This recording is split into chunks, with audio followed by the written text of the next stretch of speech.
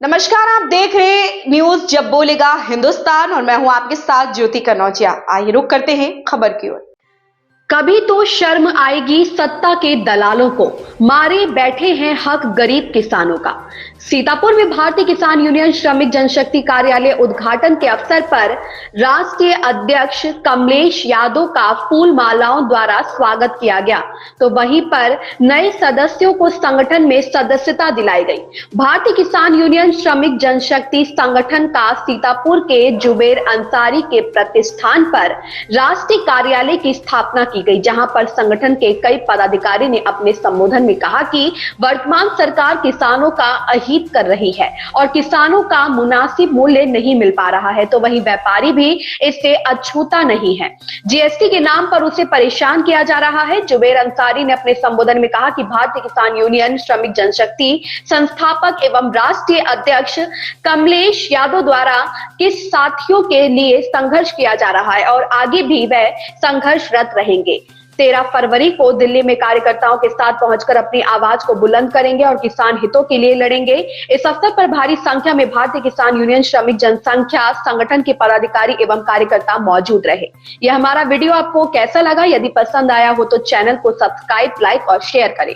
राजा करण सिंह की रिपोर्ट। अभिनंदन है जिंदगी किसान की, एक बार जीकर तो देख जिंदगी किसान की, कैसे मिट्टी से सजा देता है वो थालियां हिंदुस्तान। मैं इस शायरी के माध्यम से ये कहना चाहूंगी कि सत्ता में बैठे उन दलालों को, जिन्हें मजदूर और गरीबों का हक मार रखा, अधिकार मार रखा है, तो ये ना सोचे कि ये शांत बैठे रहेंगे। जिस दिन मजदूर और गरीब, बेसहारा, बेरोजगार अपने अधिकार को लेकर, अपने हक को लेकर आपके पास आएगा, तो आपको वो कुर्सी पे बिठा सकता है, तो आपको वो कुर्सी से नीचे भी ला सकता है। ये हम अपने राष्ट्रीय अध्यक्ष जी के नेतृत्व में और उनके द्वारा बताए गए मार्गदर्शक पे करेंगे। गरीबों का हक और अधिकार आप कब तक मार के बैठेंगे?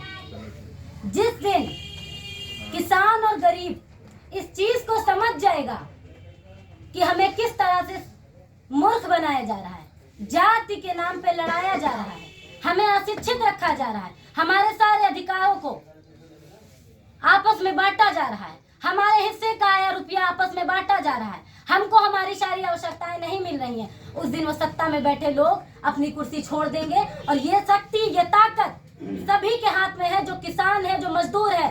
हम किसान हैं, ये गर्व से कहिए। और जो भ्रष्ट है वो स्पष्ट है, जो भ्रष्ट है वो स्पष्ट है। भ्रष्टाचार को जड़ से तो नहीं खत्म किया जा सकता, क्योंकि जब तक ये सत्ता के दलाल, ये सत्ता में बैठे लोग भ्रष्टाचार फैलाते रहेंगे।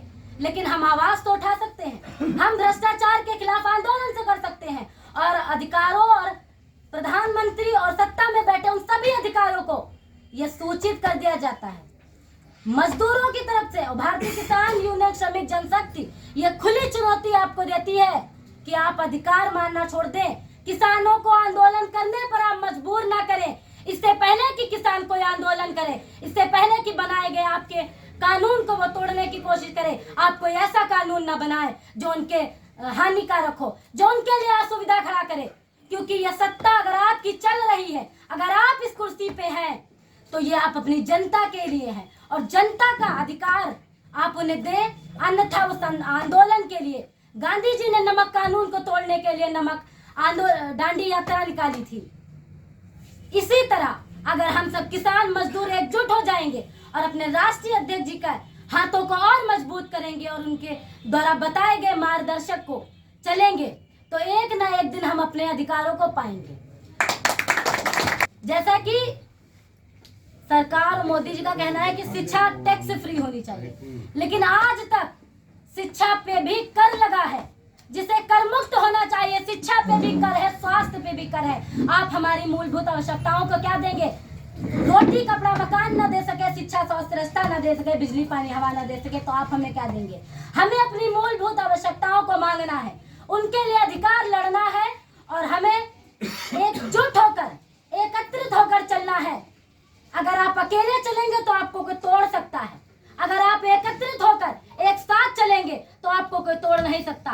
और अगर कहीं आपकी बात नहीं सुनी जाती है तो लगाइए राष्ट्रीय अध्यक्ष जी का भारतीय किसान यूनियन श्रमिक जनशक्ति का बिल्ला और टोपी और घुसते जाइए उस अधिकारी के।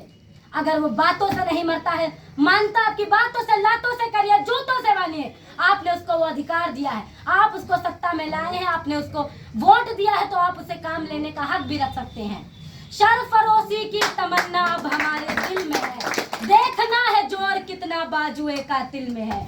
बहुत बहुत धन्यवाद। इस खबर में बस इतना ही। बने रहें न्यूज़ जब बोलेगा हिंदुस्तान के साथ।